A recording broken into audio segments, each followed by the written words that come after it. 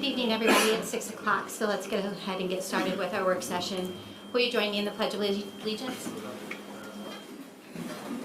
The Pledge of Allegiance to the flag of the United States of America and to the republic for which it stands, one nation, under God, indivisible, with liberty and justice for all. One more moment.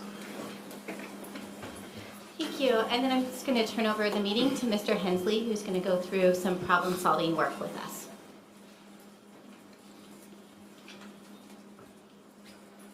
Okay, so the purpose of this evening,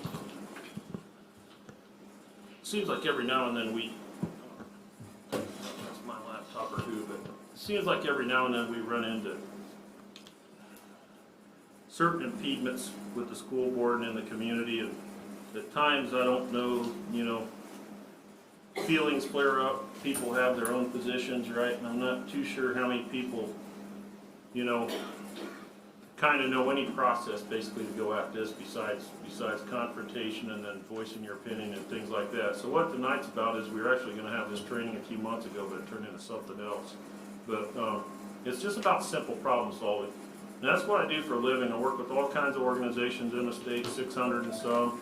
Actually running classes down at Heartland, teaching. This is a small component of what these kids are learning, but so kind of wanted to talk to this tonight, and there's a little format. You kind of will go through it, but you see it hanging on the wall. It's called an A3 form, and then PDCA, what that stands for is Plan, Do, Check, Act.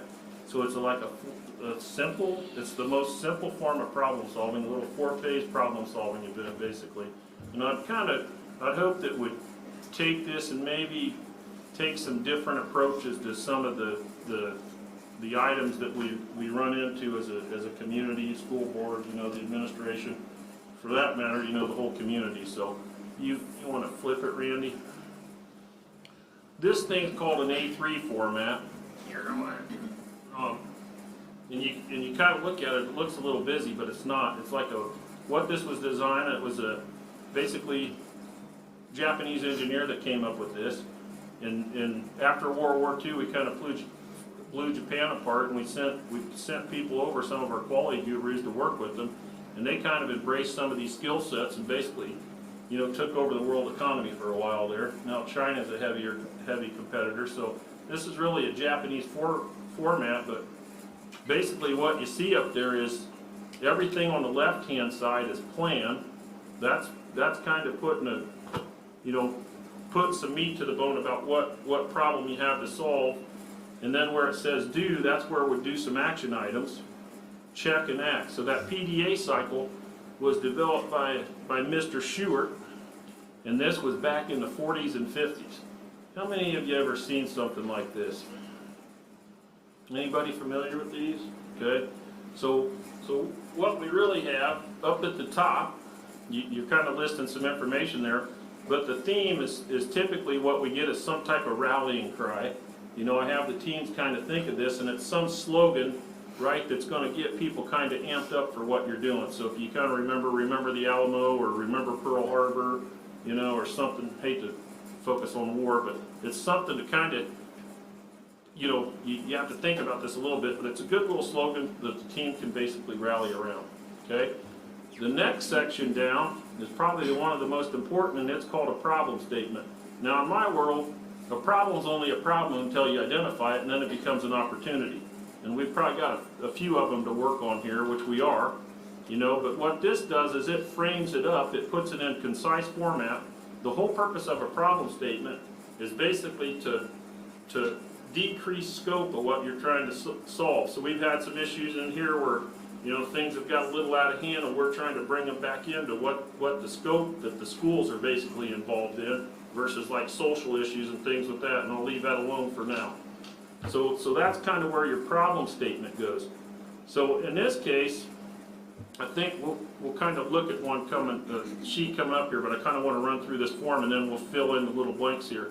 The next session is current condition. This is where you could basically, my whole thing about dealing with things is you need some data, right? Data goes a long way in any type of problem solving. So we're going to kind of focus in this current condition. I think we'll just use something like, our current shortfall of $100,000. You know, we're gonna just kind of focus on that for this little session that we're gonna do here. You could put pictures in there, right? You could put any information that describes the current process. Let's say it's something with curriculum or some development, you could put basically a detailed process map or standard work, you know, how the people go about their thing. So, you know, we've been talking about traffic patterns. I mean, there's a lot of activity, so we've been talking about that, but that current condition is basically data, map, you know, some type of process map or flow map, pictures, whatever kind of you use to identify what the current condition is, and then right below that is basically the target condition. So what do you want it to be? Okay, and I don't have this all filled out, but we'll kind of walk through this as we're getting there. So that's potentially, you know, where would we want to be setting financially or student count or something like that. So, you know, we'll use that in the problem statement coming up, but that's just basically the target condition or where we want to be with this thing. Okay? And we'd set some goal with the number of students we want in the some student count that we want to achieve, basically, is what we'd do there, which then equates to financial, you know, our finances. Then the most important part is that bottom block where it says root cause analysis. And so here, I'm gonna talk about a couple tools. One's and they're very simple. One's called a fishbone, as we call it in America, or an Ishikawa diagram. It's another Japanese person invented it, but it's a brainstorming tool to kind of solicit input from everybody that's kind of dealing with this thing. So we'll talk about that. And then there's a simple 5 why tool we'll talk about a little bit that takes what you identify on that fishbone and then busts through. If you do that section right, then over here in the do part, your action items are basically, you know, if you do root cause analysis right, your action items ought to kind of punch you in the nose. I mean, they ought to be very obvious if you do root cause analysis about what we got to do on things, and you simply put those in place, and there may be a little time delay. You may have some short-term items versus long-term items, stuff like that. Once you have those in place, though, you remeasure exactly what you're working on, and then you see, did I achieve the target condition or not? And you see kind of the target conditions over here, the current conditions over here, so you're looking at those things, you know, did I achieve what the target condition's supposed to be? And if not, then you go into act, and basically you go back, it's a repeating cycle. So it's plan, do, check, act. It's the most simple problem-solving process there is. So if you can flip forward, Randy, on the problem statement, so the theme, you know, you play around with that and you come up with something good. On the problem statement, there's certain things that should and shouldn't be in a problem statement. The number one thing is what? And that's typically some type of operational definition. Basically, what is it we're trying to solve? And in this case, we could say, and I'm going to kind of build this problem statement with all these components. So let's say that we currently have a financial shortfall, okay, at MCS. The when is going to be the date range of the issue that you're working on. So in this case, I'm looking at January 1st, 2020 to 2/24 today, or, you know, really it was like 2/4, I think, when we did our second count. The state does its second count on student enrollment. So that's the date range of your data. And again, you know, people like to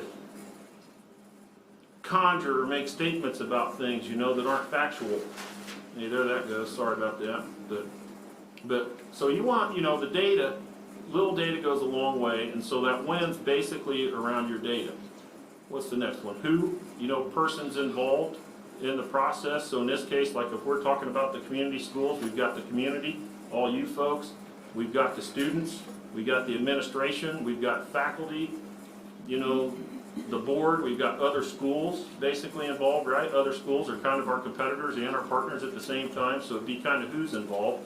Where, in this case, it's a location, so we're talking about North Manchester, Indiana. We don't really have schools. I guess we could throw Laketon in there right now because we have a school out there, but so more North Manchester proper. And then kind of the how many, you know, looking at that, or frequency.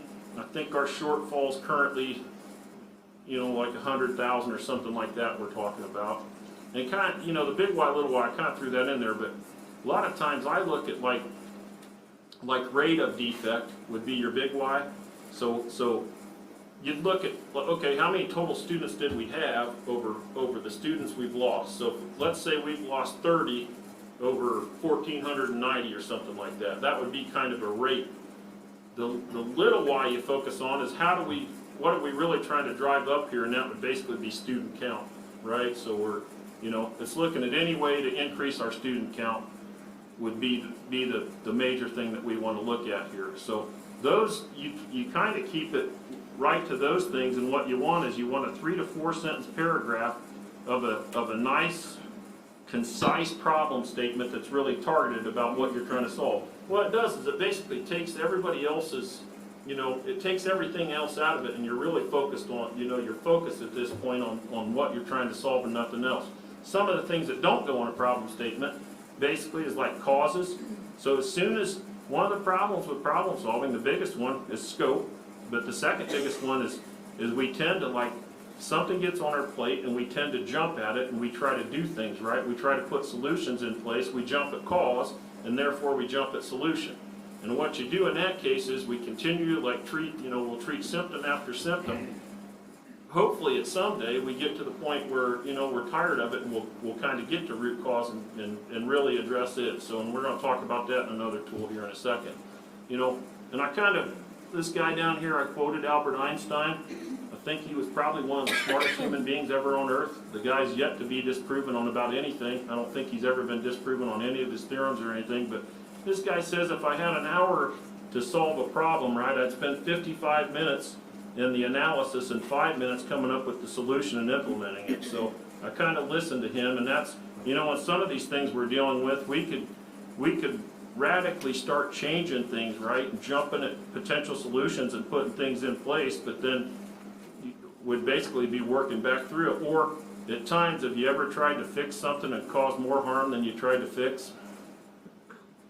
Right? So, kind of doing that. So, I think this thing's key to really frame up what you're trying to work with and keep everything else out of scope, And then in this case, if we're looking at student enrollment, there's a lot of things to talk about that, so you want to be well scoped. So problem statement, ends up being a 3-4 sentence paragraph. I usually start it with the win, so we'd say from January 1st to 2020, we were, 30 students, we lost 30 students for $100,000 shortfall in North Manchester, MCS, North Manchester, Indiana. So it's a real concise statement about what you're trying to solve.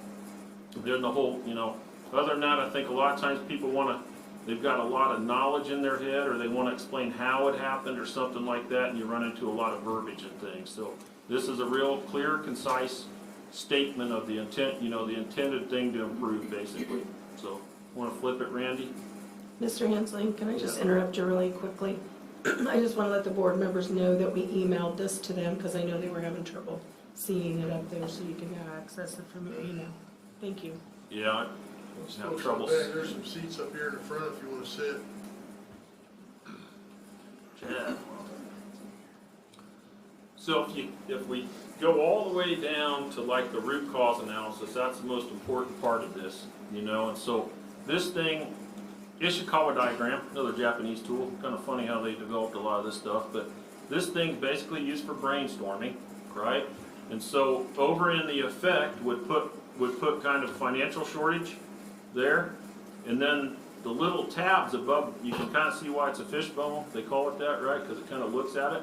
The little tabs below, and those would be your header groupings, okay, on this, and I can't write on that screen, but if we took, think of this. So in our effect, if we've got, say, it's financial shortfall or student, low student count, what kind of groupings what kind of things do you think drive student count, or what are some of the groupings you'd put up there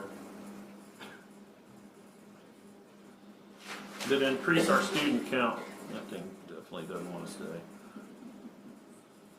So we're kind of trying to increase student enrollment. Give me one grouping up there. How about population of the community? Yeah, that could be right. Population of the community would be a grouping. Maybe out of control, but maybe not. What we do in the schools drives that, right? What else could be up there? Thinking about schools. What about facilities? Facilities, Curriculum would be another one. What about the bottom rows? What could we put in there? How about engagement? or extracurricular activities. Opportunities. Some of the things we're trying to work on, building relationships with the business, these pipelines of these kids going straight into work cultures and things like that. CT training. Yeah, CT, how about Heartland Career Center? You know, and one of those things. You know, so we'd kind of put those groupings in there, and then you'd go to the grouping, and so you'd go, let's take curriculum, would be in one of those groupings. And the facilitator of this would say, okay, how could curriculum increase student enrollment? We'll just keep it positive. More course offerings. More course offerings, right? Specialties, you know, different things like that. How about facilities?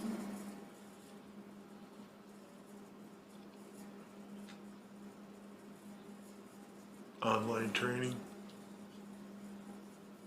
Could be a growth area, right? You said community, right, under that. What could, as far as the community goes in student growth? How about English speaking?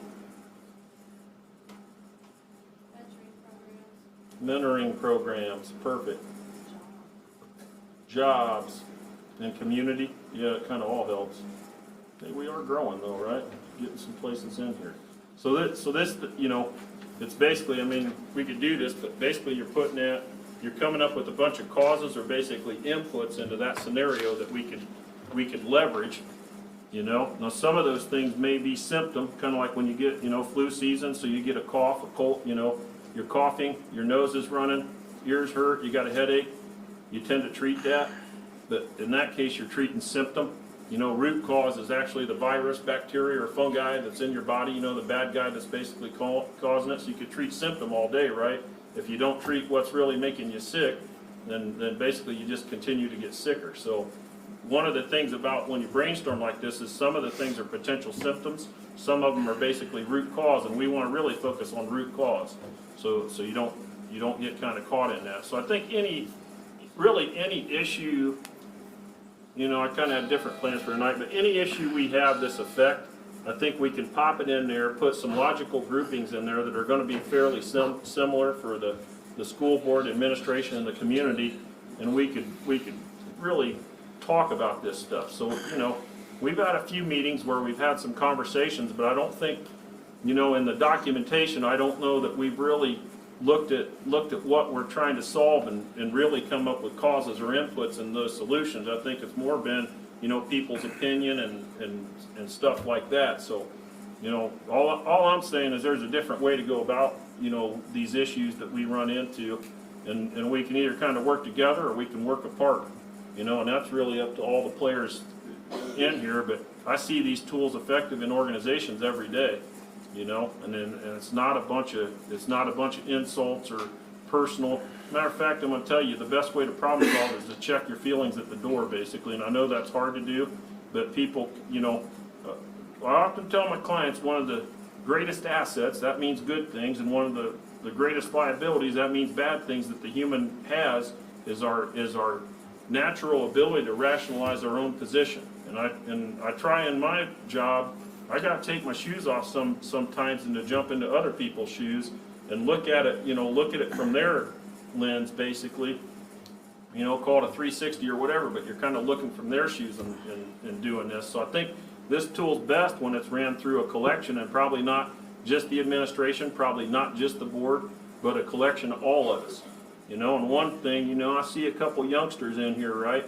One of the things we better start involving is the kids that go to this school and making some of these decisions and getting input into them when we're making changes about things, you know. I see that's a missing sector.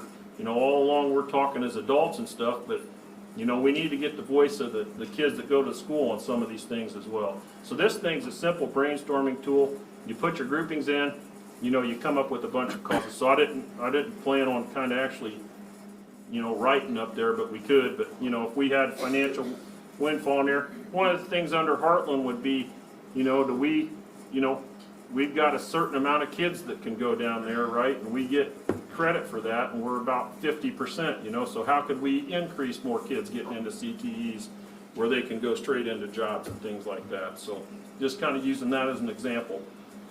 typically you'll come up with, I don't know, 20 to 30 items on this thing that you could actually do something with it, you know? So that, you know, that's part of brainstorming. Then what we find on this fishbone, Randy, if you'd kick over to the next slide. Now this is kind of hard to see, but this is a simple 5Y tool. I call it the 2-year-old tool or 16-year-old. Just depends on, you know, where your kids are at. But it's basically a simple means of taking what you find on the fishbone and kind of flushing through this. And I shut my PowerPoint down. But this thing, I think you're 54 line going all that. This thing worked. So on this 5Ys, this is actually a little example from the Heartland kids last year. We went into a place called GPT and ran, you know, they had a big problem shipping attainment. So I think I had 12 in that class, 19 this year. Took the kids in, right? They spent time with the folks in the shipping department, worked with them for like a day, mapped their processes.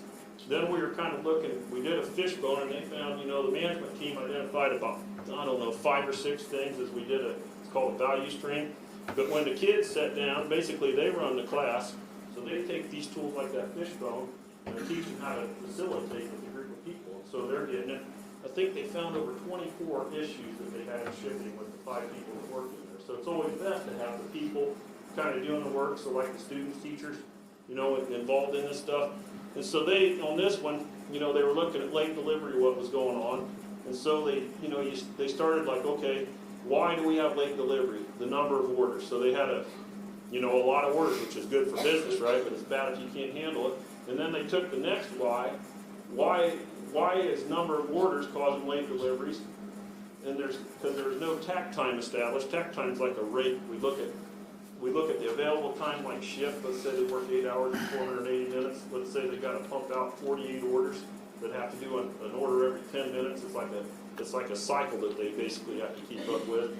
And then why did that impact? Because there's, you know, no daily expectation and no visual cue. So that was one of the huge things that the plant manager wanted, was some type of visual cue board to tell them what was on their plate that day, kind of where they are on it and stuff like that. And then once you get to that, you know, your solution's pretty, so they need a visual communication board. Then they basically came up with this communication board and kind of put it together and had a solution. The other one, and it was kind of neat listening to them, was like location of parts and why, because the parts are misplaced.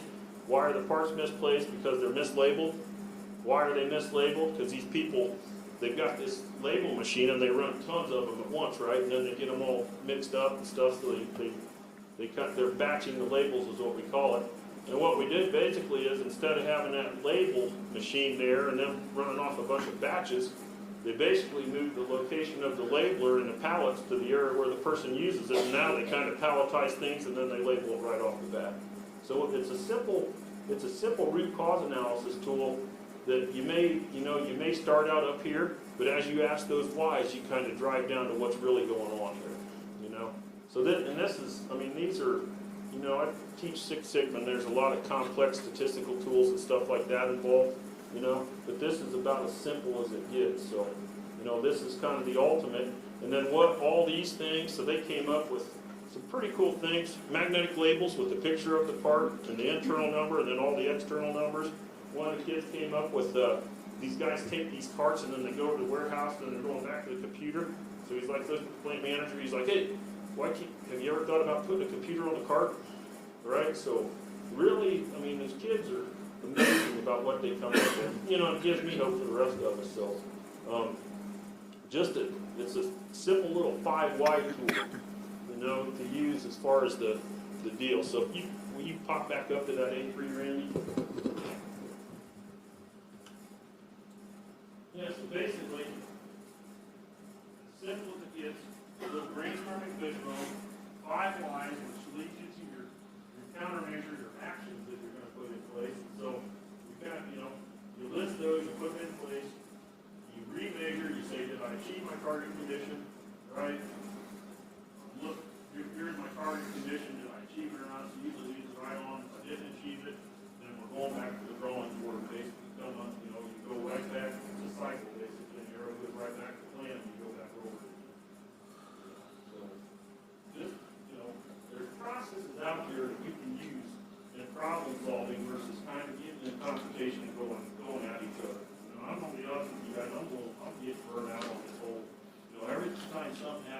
everybody takes positions and we go at each other, you know, what are we teaching our kids?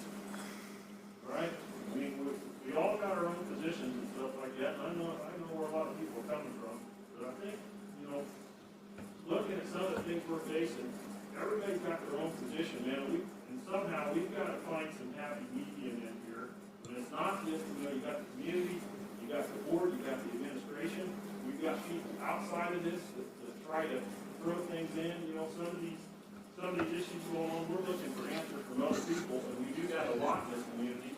And I don't understand why we can't sit down together and use simple processes like this and come up with our own solutions, basically, versus kind of going at each other all the time. You know, so that's, you know, I didn't have a whole lot for tonight. You know, again, we talked about doing some of this training. The other tool that I'd love to discuss sometime would be value stream mapping, and that's one. You know, you simply look at our school system, we've got a block for recruitment, registration, we're doing a lot of work on that, right, making that online. You know, Teresa and the administrators are basically coming up with a strategic plan.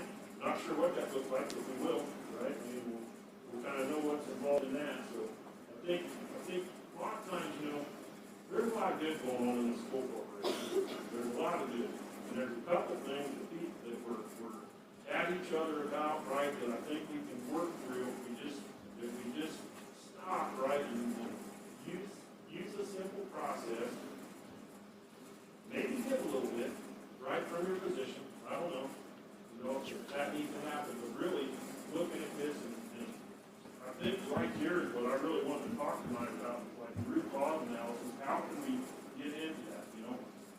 And I'm not looking at these guys, I'm really looking at the community, because I think, you know, between getting the community more involved, getting the students more involved, and giving the teachers a bigger voice, I think that's hopefully what the strategic plan is about. But I don't think there's anything we can't solve if we just go about it the right way, you know, and use a couple simple tools. You know, in this one, you know, we're talking about that financial shortfall, so, you know, we have lots of students, right? We are a little shortfall. But just taking that, you know, and putting that out there and thinking about what we can do about that, we can increase the enrollment department. We can, you know, we're missing, there's some kids in town that don't speak English that other folks are sending buses and taking away from our community. We have a lot of people that live, you know, somebody said jobs, right? We have a lot of people that work here that live outside the community. We have a lot of people that work here that don't live in the community, right? So, I mean, there's, you know, when you start thinking about, you know, things like that, you know, Teresa's, you know, did some different investments to try to make money off the money that we do have.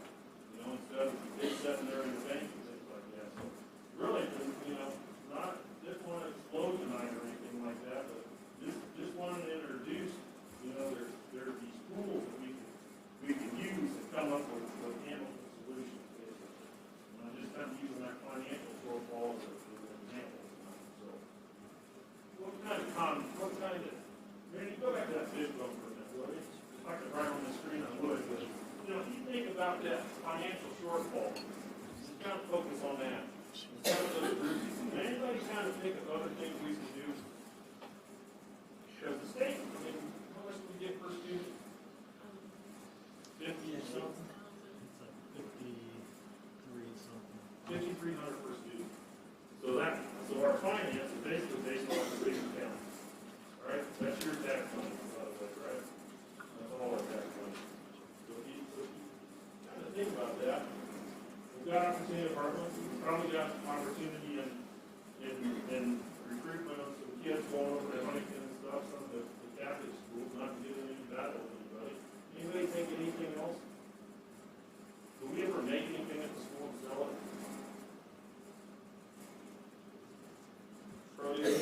No, but we brought that back and they were considering that in the strategic plan, so Oh, are they? that will be coming up.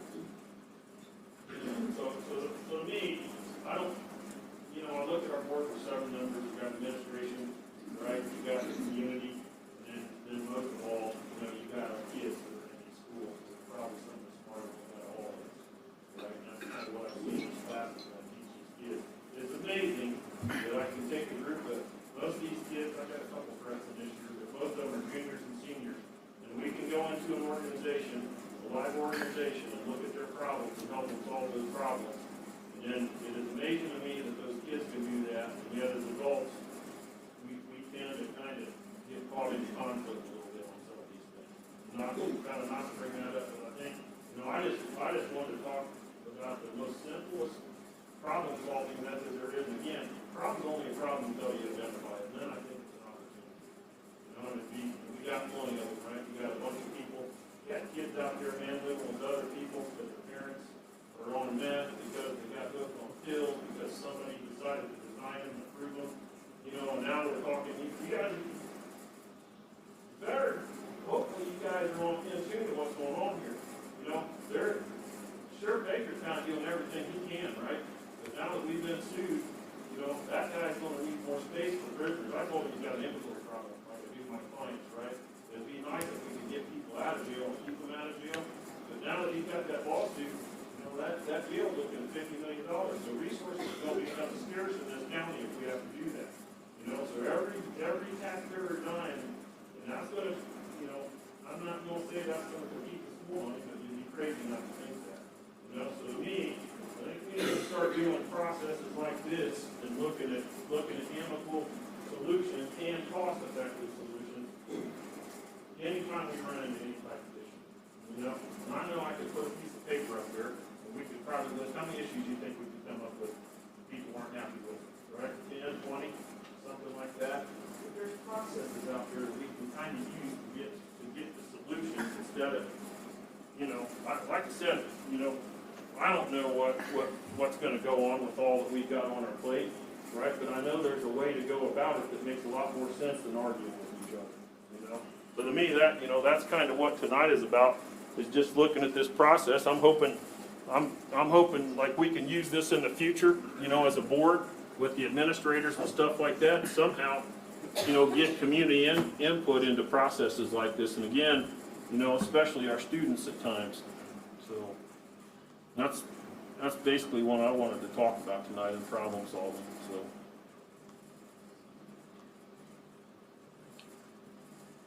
Comments or questions from the board?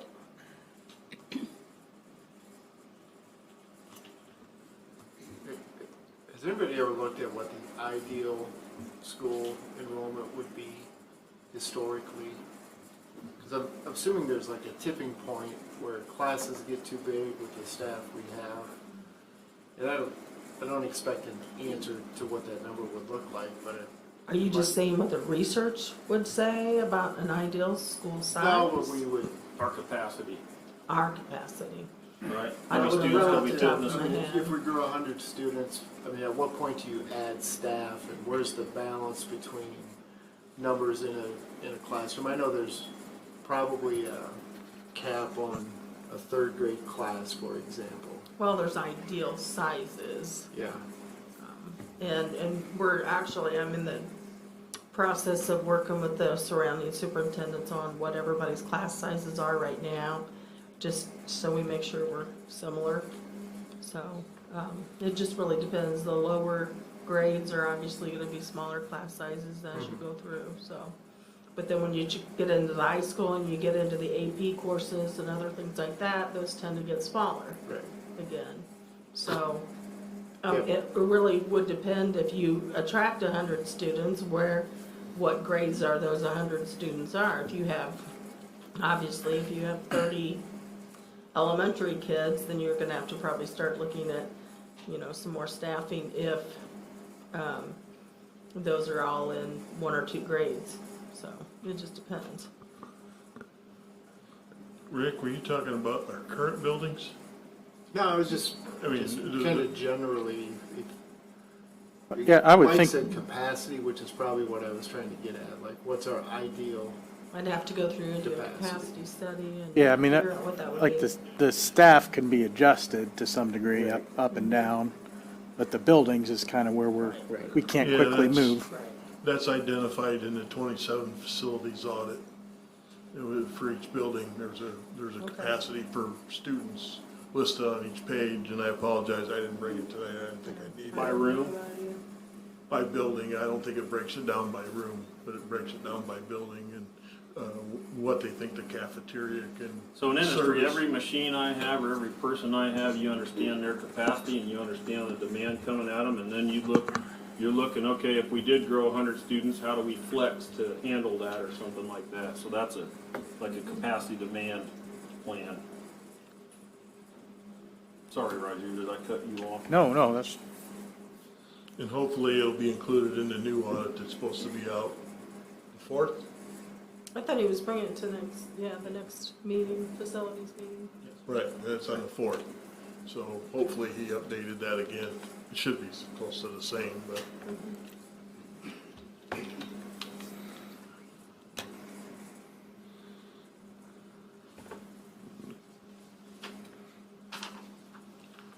Mr. Hensley, do you have a closing? Is that? Do you have anything else?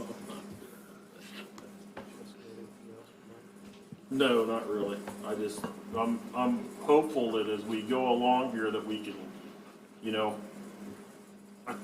we can do this stuff like surveying folks and stuff like that in the community. So, I mean, or break in small groups or something. But I don't know. It seems like I've been on the board for a year, and I mean, we talk and we talk and we talk, and it's there's a process that we can start using and put some true.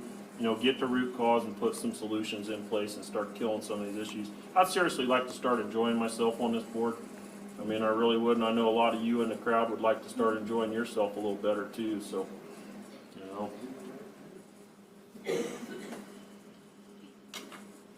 Dr. Grimaud, did you have something? Yeah, the only thing I have for this evening to discuss is the work session in regards to rolling out the strategic plan to the board. We're having some conflicts on dates and wondered if everybody could look at their calendars and kind of see. It looks like that we were looking at the 23rd, 24th, and 25th. It looks like all three of those dates are out. And what about the 26th? Is that a possibility?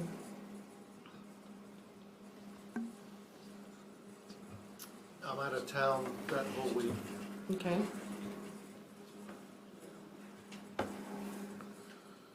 Can we look at the 30th?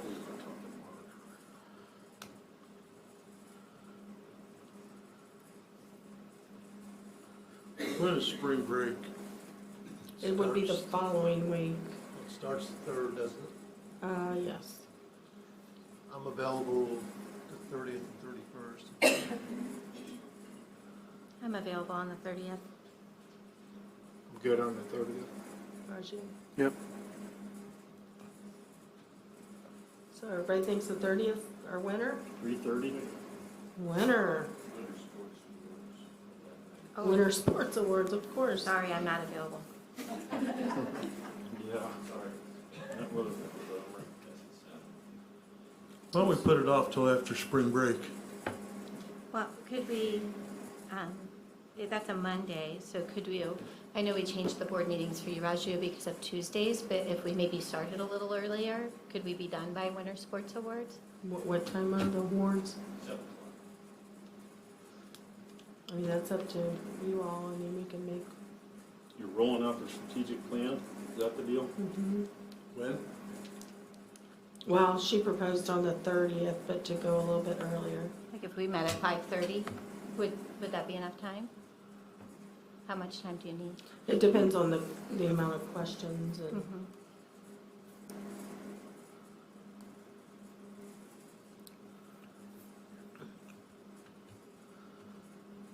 Probably could do it if you do maybe a 5 o'clock, but I don't know that 5:30 would be enough time for them. That's fair.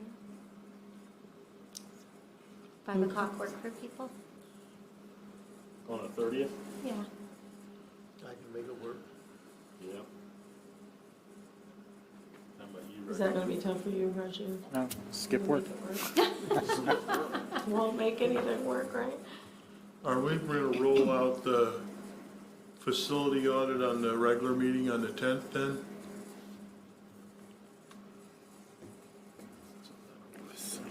We could put it in there and just add it to the agenda. Is that an issue or? Well, we said that's what we were gonna do. We were gonna wait till that come out before we sent out the strategic plan, so. Well, if he has it ready on the 4th, I don't see any reason why they wouldn't be able to do it on the 10th, do you? Unless he's, well, we don't know if he can make it though. Could you check on that? I'd say let's go ahead and set the date. And if we ever need to change it, we can, that way. So 5 o'clock on the 30th?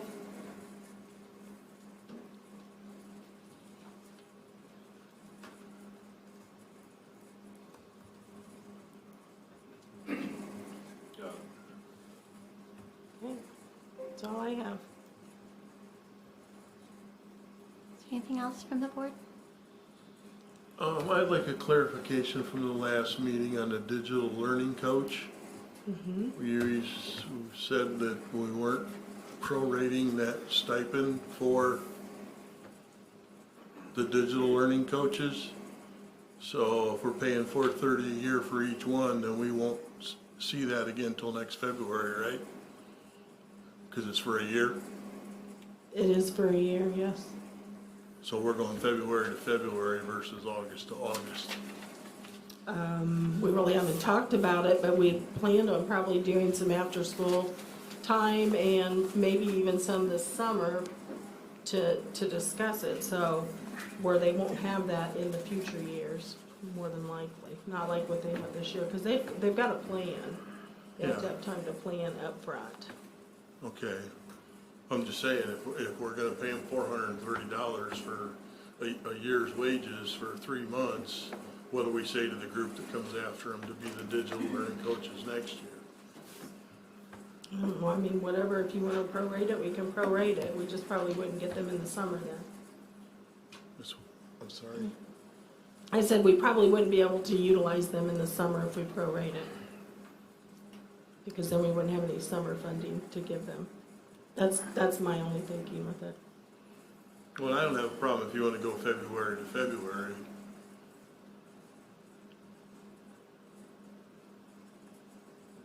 I'm just not sure if somebody would want to do it February to February and not a school year.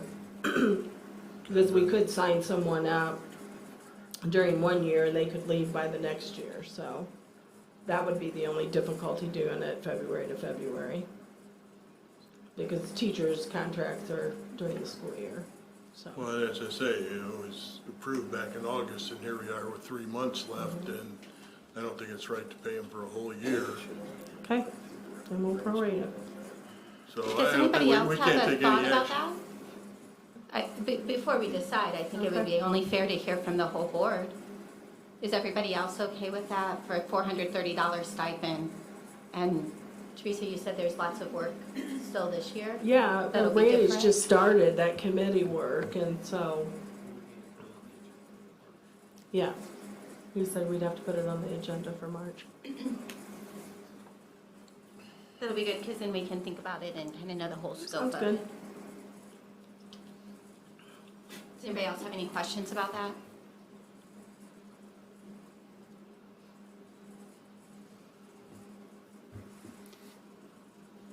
I think my only question, and this can be discussed in March, is the work different this year because it's planning compared to what it'll be next year? Because, was it Albert Einstein quote you said about planning, like 55 minutes, like most of the time is spent planning, so it just, I would like to know if this year is a little different than maybe future years. And Randy, you could probably give us some kind of an idea by the next board meeting too, right?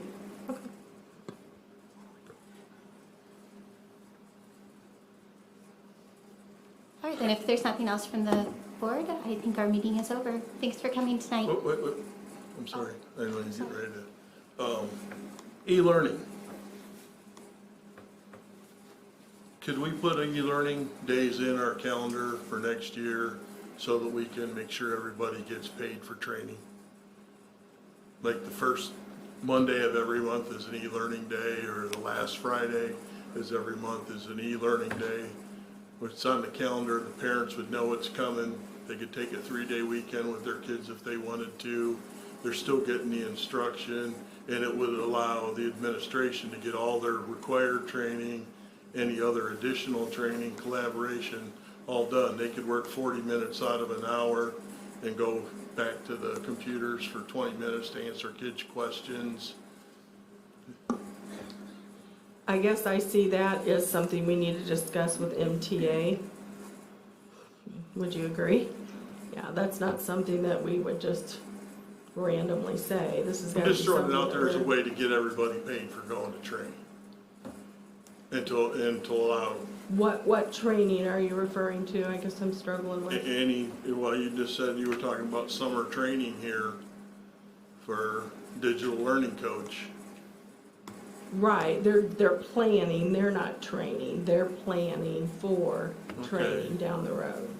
But according to the email, it was gonna be Tuesdays after school or, No, those were just ideas, that's really up to Okay. the school, and they work it out with teachers who need individual, or they need after school, or they need before school, prep time, I mean, whatever works in their schedule, it's really a flexible thing. It could be during collaboration, most of it's probably gonna happen during collaboration. It's just if a teacher wants some one-on-one time, the coach needs to be able to work that out and when they can work with them. well, I don't understand how that's gonna happen during the school day if the coaches are teaching. How are they gonna be over here helping this teacher? And I don't wanna get into the administrative side at all. I'm just trying to put a window in there where everybody can get paid for their training. And that's between you and the MTA. I'm just asking the question because I don't feel like somebody should have to donate any of their time to get training. Well, we have a meeting this week, we can talk about that, right, Mr. Hoover? And see if it's a problem, 'cause I haven't heard that it's a problem with anybody, I mean, up to this point, so. And one other thing on the emails that come up this week, Mike and I are trying to run a project at Heartland, and because of the way the security is on school emails for students, they can't communicate with the kids in the other 7 school districts. Was in your superintendent's report. And I get it down here in the lower grades where the kids maybe aren't responsible, but I'm thinking our juniors and seniors, maybe it's as simple as we give them an MCS K-12 email instead of a student email, so that those, let me back up, I'm getting confusing here. Heartland we just approved their e-learning. They Okay. had to assign all of our kids a new email address because they can't send us, our students, an email regarding their e-learning. Was in Tony's thing, so I'm just saying, isn't there a simpler solution? I don't know, I'm not the technology Well, person, so Tony I'm just- in his email said he was working on it. And I thought we would wait to see what he has to say this week to send out in the memo, because at this point, I haven't had the opportunity to have that conversation with him. Okay, well, you can follow up with that, but like I said, it's really causing an issue when you got kids from 7 school districts trying to work on a project and they can't email each other. Right, and So- they're aware of it, it's just, Okay. they're working on it. I don't know what the resolution is at this Well, I point. think Heartland's open to doing that, right? But They've his already- comment was that needs to change, and my comment is, how do they, different school systems, you got these kids on teams, working things like this, they need to, I would say we shouldn't be telling Heartland what to do with their email, would be my first comment to it. And as part of their process, they've already, our students that go there already have a second email from Heartland Career Center. It's And, probably gonna become a bigger issue if you have 7 different school districts, every district's gonna have to approve a separate email. And it's- well, that's what I was wondering, why couldn't we just put it in there if it's coming from, address, because evidently they got some pretty I guess my fine point is- measurements on it to where if it was coming from k12.in.us email, that we could allow it in, and it's coming from another school. I mean, if we allowed it in, the other 6 districts would have to allow it also for their students, right? I think I could be wrong, but I think we're the only ones that have this. Yeah, I don't know. Okay. And So I- it's on the And I don't know, I haven't had a chance Yeah. to speak with him about it. Just throwing it out there so you I didn't can know that you can use try and help us with this. Just one question on Dave's point on, how much time do teachers have currently paid to collaborate? I actually was just checking on that. Like at MES, they have like 40 additional minutes, then they have a prep time. Jeff, do you know it all by heart? Yeah, K through 6 is 250 minutes a week at least or more, plus 40 minutes of collaboration every Wednesday. High school is one period of prep, plus high school teachers have to come in 15 minutes early, not on contract time every Wednesday, so they have 45 minutes of collaboration. And that's sufficient? Depends on what you're talking about. Yeah. Well, We what if we always wanted to could do use this in the more. future with teachers and have them work together on things like this? How could they get together and do that? Would they have sufficient time to do that? It depends. It would depend on what we're talking about. Yeah, it depends on how heavy the topic is and Okay. how detailed it is. I mean, teachers, there's never enough time, No. wouldn't you say? That's Yes. probably the number one concern of every teacher. There's never enough time. Doesn't matter what you're doing, there's never enough time, regardless if it's teaching or planning. Well, that also affects the quality of teaching though, so, No, I agree. you know.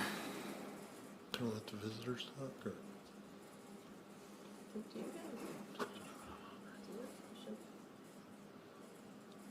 I'm sorry, I don't know what you're saying to me. I have no idea. Are you gonna allow visitor comments, or are we done? I was just following Mr. Hensley, so he didn't open that up. I don't know if that was part of your plan for tonight. Might as well, if they have any comments. Okay.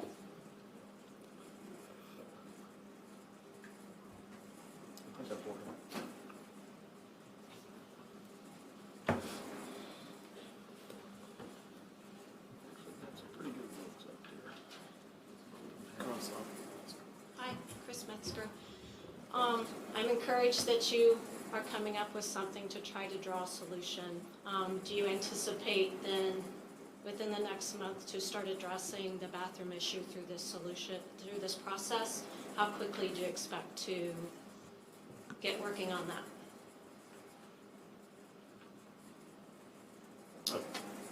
I think we're in progress of putting the pieces together. So Okay. one of the big ones was, you know, the finance facility report that, No, it's still in committee. Okay. We've got it back with the architect right now, and they're working through some things, so Okay. that's all I can say is where we're at right now with it. Okay, so as you talk about this process and you're talking about how it's important to check your feelings at the door, totally understand that because we all have lots of feelings that get brought in. But as we move through this process, my concern will be if you're asking people to check their faith at the door. So that's just a concern for me going through this process because the subject that you're approaching has the potential of infringing on those religious liberty rights for people. So I just ask that you keep that in mind. Thanks.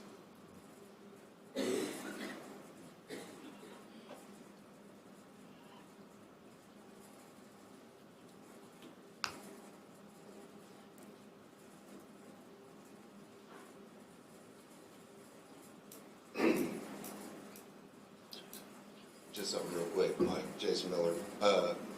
Does this process allow for any type of contingency based upon some unforeseen, I mean, the issue we're talking about here's the bathroom. You know, we've got a couple $1 million that you're gonna have to ask people to give.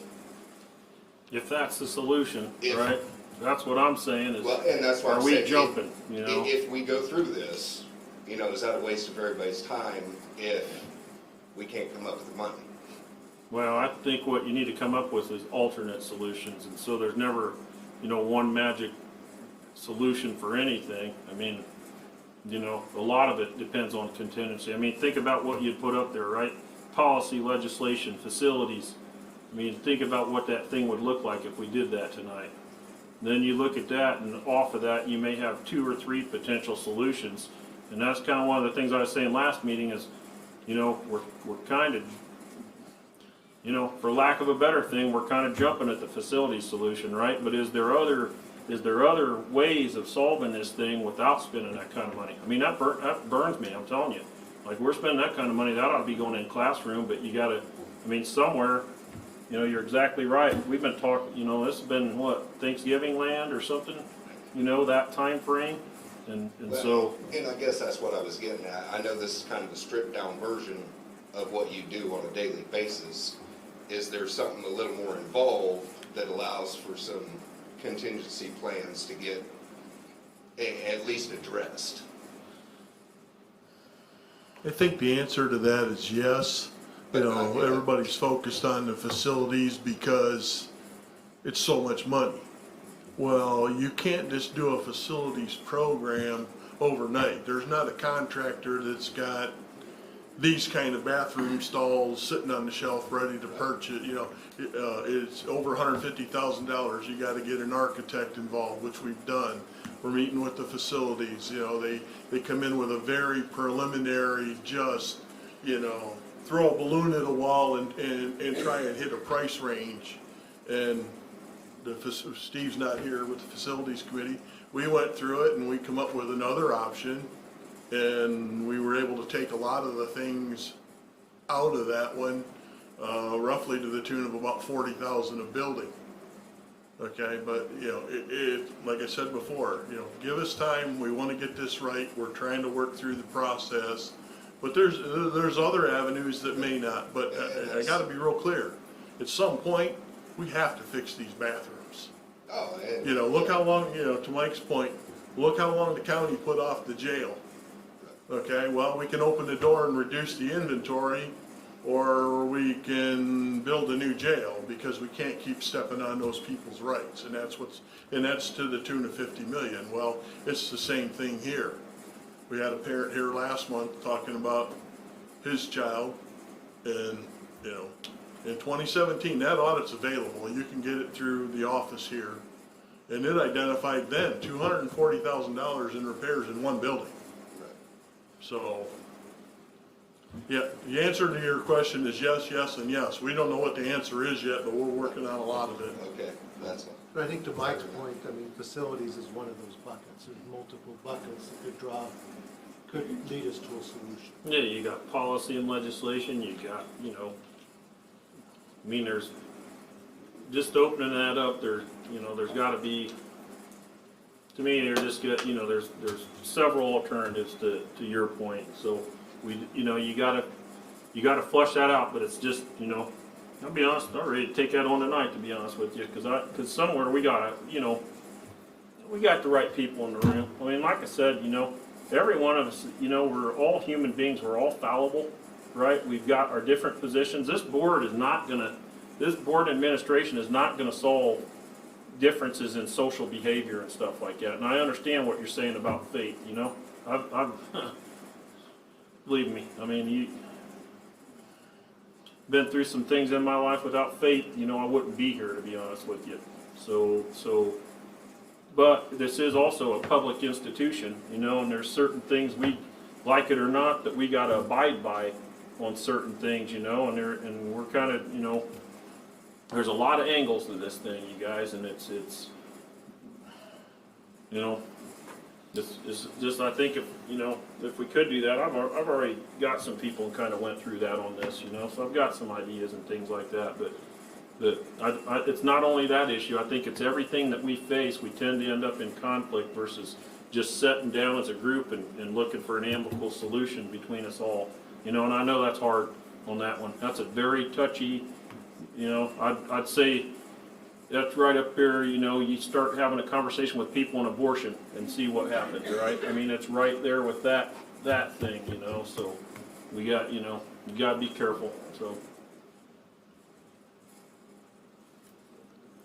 Speaking about boards, I did hear one thing this week, and I'm kind of a take the bull by the horns kind of a guy, so I'm here to tell you, I reached out to the superintendent of Madison Grant Schools myself.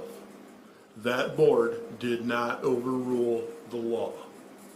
The student withdrew their request to use an alternative bathroom, and according to their superintendent, the confusion came in because at the same meeting, their board adopted an administrative guideline, which is not a policy, on how they were gonna move forward if any other students came up throughout the school year until the court rules. But they did not overrule the law, they did not overrule the family. That didn't happen. The family withdrew their request and they came up with a guideline through their attorney on how they were gonna handle any more requests. I just wanna make that clear. And if anybody wants to, you can reach out and give that superintendent a call and ask him, and I'm sure he's gonna tell you the same thing he told me.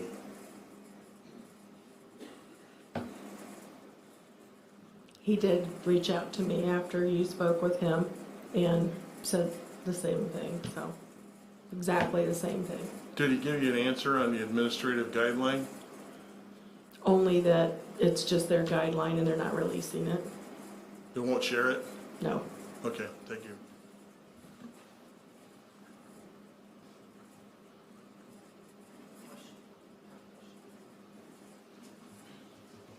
Nate Gephardt. When you were speaking about the facilities at the end of January, are you referring to unisex bathrooms, gender-neutral bathrooms? That could be part of the plan. Okay. What have we thought about, like, for instance, at basketball games, volleyball games, that kind of thing? Are we expecting parents, family members to just go into gender-neutral bathrooms as well?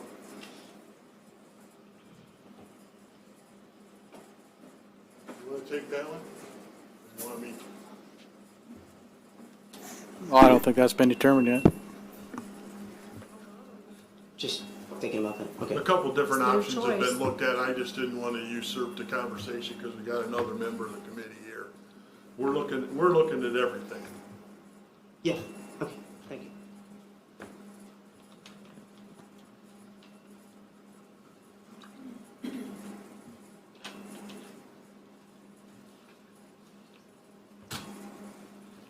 But to Raju's point, nothing's been decided. So, Just trying to get some dollar amounts with different options.